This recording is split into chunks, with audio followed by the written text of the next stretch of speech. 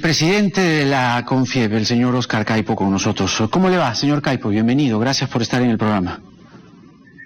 Buenas noches, Jaime, y un saludo a toda tu teleaudiencia. Hemos leído el comunicado de CONFIEP en el que se pide priorizar la salud, recuperación económica de las personas y generar un clima de estabilidad democrática. Esto fue ciertamente el 30 de julio, cuando aún estaban las cosas un poco más a la deriva que ahora, ¿no?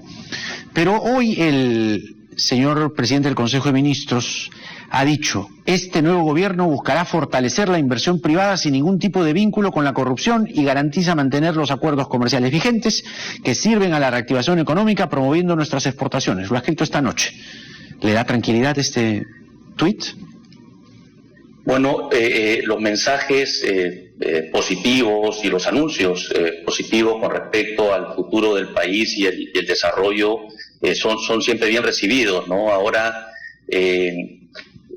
lo más importante son las acciones concretas que se puedan hacer, ¿no? Y creo que desde que este gobierno comenzó ha hecho algunos anuncios, algunos hemos saludado, obviamente, el énfasis en poder cerrar las brechas sociales que la población demanda en el corto plazo: vacunación, reactivación económica y poder reactivar y retomar el crecimiento. En el mediano plazo, cerrar brechas sociales urgentes, sobre todo algunas que hemos retrocedido como 10 años a raíz de la pandemia, como es la salud, la educación, la seguridad ciudadana y obviamente también el tema de corrupción, ¿no? Entonces, todo lo que sea y vaya dirigido a poder resolver estos problemas, obviamente los vamos a saludar y son bienvenidos, ¿no? Ahora, creo que es importante que haya coherencia entre lo que se dice y lo que se hace, de tal forma pues que se pueda crear el ambiente propicio para que se pueda reactivar la economía, se puedan generar los puestos de trabajo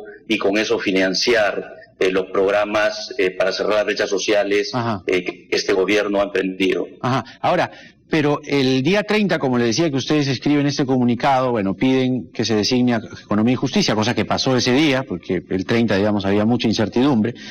Pero ustedes decían, respecto al gabinete, sin Economía y Justicia, repito, que este gabinete despierta legítimas preocupaciones para la gran mayoría de actores políticos, sociales y económicos. Es un enorme y lamentable retroceso en la causa de la equidad de género, limitada representación femenina y que no ha deslindado de mensajes misóginos y homofóbicos. Cosa que, digamos, se mantiene, digamos, está vigente. Concretamente, los cambios en algunas carteras, si acaso la misma PCM, ¿le daría mayor tranquilidad a esta reconducción que el país necesita? Bueno, en este caso nosotros hemos recogido la opinión pública, ¿no? Como reacción a los primeros nombramientos y la información que los propios medios han difundido, ¿no? Entonces, corresponde obviamente al presidente Castillo el poder nombrar o hacer cambios en el gabinete, y obviamente también va a corresponder al Congreso poder hacer el control constitucional y dar el voto de investidura con respecto al gabinete también, ¿no? Pero, ¿cuáles deberían ser las políticas que el gobierno del señor Castillo anuncie en los días siguientes para, por ejemplo, bajar el tipo de cambio, digamos, lo que en este momento la gente está pidiendo, ¿no? Porque hay no solamente incrementos, sino también hay especulación de precios, hay de las dos cosas. Entonces hay una sensación como de que esto se nos fuera de las manos, como si hay me refiero a la estabilidad, ¿no? Cuando digo que se nos fuese de las manos, me refiero a la propia estabilidad económica o macroeconómica, si usted quiere. ¿Cuáles deberían ser las líneas maestras para la CONFIEP? Bueno, en primer lugar creo que es importante, mencionaste los temas de aumentos de precios, ¿no? Creo que es importante reconocer que esto tiene un factor externo y un factor interno sobre el cual sí podemos tener control, ¿no? El factor externo es que los países y las principales economías que ya han adelantado el proceso de vacunación han salido de la crisis, están demandando más productos y eso ha hecho que muchos insumos hayan subido importantemente en los precios. Ha tenido un impacto importante esto positivo en términos de los precios de los minerales, pero obviamente negativo para la población en la canasta básica, por ejemplo, ¿no? El aceite, el pollo, entre otros, ¿no? Ahora, creo que es importante tener en cuenta el otro factor, tiene que ver con la incertidumbre, ¿no? Y es el tipo de cambio, y posiblemente explique la otra mitad del problema, y sobre eso sí podemos tener un control, ¿no? Yo creo que en este momento la población requiere, y por eso el comunicado, la prioridad es la vacunación, la salud, la reactivación económica, ¿no?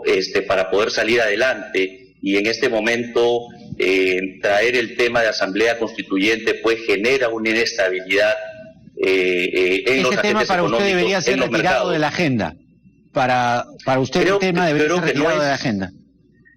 No es oportuno en este momento, y lo estamos viendo en este caso en justamente no solamente el tipo de cambio, sino también en los activos peruanos, como la deuda, que también se va a encarecer la capacidad de financiamiento que tiene el país, porque hay incertidumbre con respecto a largo plazo.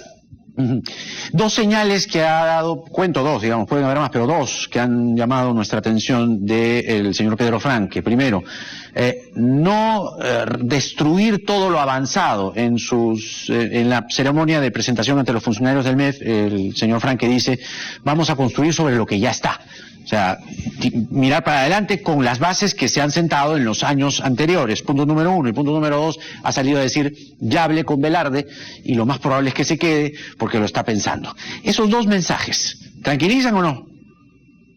Sí, sin duda, son dos mensajes importantes, ¿no? Nuevamente, muy sano el mensaje de construir sobre lo que tenemos, porque hoy tenemos una economía de un cierto tamaño, y ese tamaño de economía se sustenta en una apertura comercial, se sustenta en ciertos sectores que son muy importantes en el dinamismo de la economía, ¿no? Y si nosotros queremos poder tener mayores recursos para poderlos destinar a cerrar las brechas sociales, necesitamos hacer crecer la economía, ¿no? Y eso nos va a permitir recaudar más y poder financiar justamente estos presupuestos, ¿no? Así que saludamos mensajes como estos. Ahora, creo que es importante aguardar la respuesta del señor Julio Velarde y empezar a ver las acciones concretas, ¿no? Hoy estaba viendo un anuncio, por ejemplo, que el Premier iba a viajar al sur a finalmente ya terminar de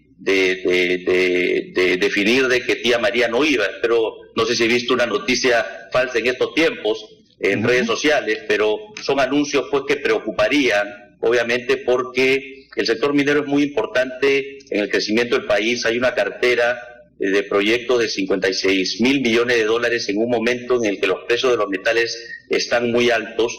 En 10 años el sector minero aportó 40.000 millones de soles a las regiones a través del canon, y se va a necesitar, esto también obviamente tiene que ser proyectos sostenibles, ¿no? Sí, lo que usted dice está publicado hace minutos en Perú 21. Jaime Quito, congresista de Perú Libre, a través de un comunicado dio a conocer a los medios de Arequipa que el premier Guido Bellido y el ministro de Energía y Minas Iván Merino viajarán este jueves a la región para iniciar las acciones para la cancelación definitiva del proyecto minero Tía María.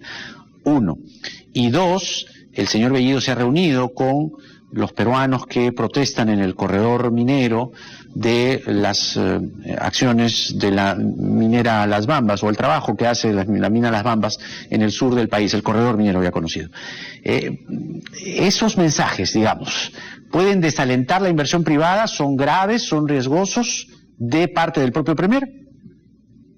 Bueno, todo el poder terminar cierta conflictividad siempre es importante. La pregunta es a qué costo, y si realmente la mesa va a estar equilibrada para este diálogo, ¿no? Pero ha habido el otro anuncio que comenté hace algunos minutos, y nuevamente, ¿no? Necesitamos estas señales importantes en este momento que calmen las aguas, que den tranquilidad, pero también necesitamos coherencia entre lo que se dice y lo que se hace, ¿no? Entonces, en ese sentido, creo que en este momento los inversionistas, tanto y los empresarios de empresa privada, tanto local como internacional, están a la espera de esto, y estamos muy abiertos a poder seguir invirtiendo, seguir aportando al país, nuestro rol y nuestro compromiso con el país, ¿no?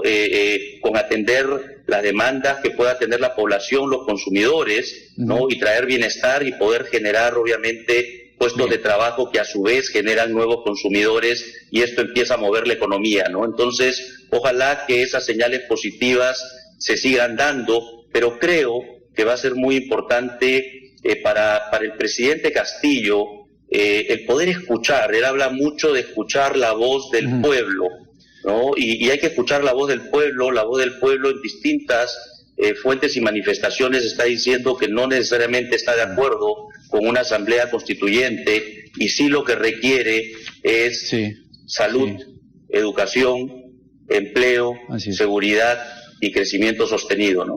Óscar Caipo, el presidente de la CONFIEP, con nosotros. Muchas gracias, señor Caipo, por esta entrevista. Ha sido importante poder haberlo escuchado, ¿no? Que tenga usted muy buenas noches. Hasta luego. Muchas gracias, Jaime. Buenas noches. Hasta la próxima.